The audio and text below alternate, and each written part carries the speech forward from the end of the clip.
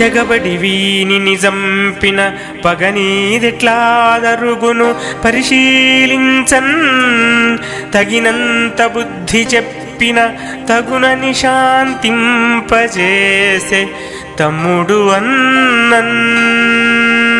తగినంత బుద్ధి చెప్పిన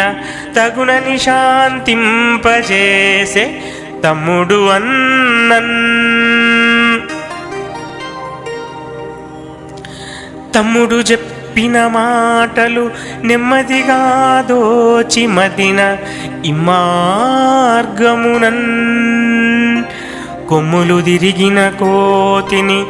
సమ్ముఖమున సత్కరించ సందోహముగా కొమ్ములు తిరిగిన కోతిని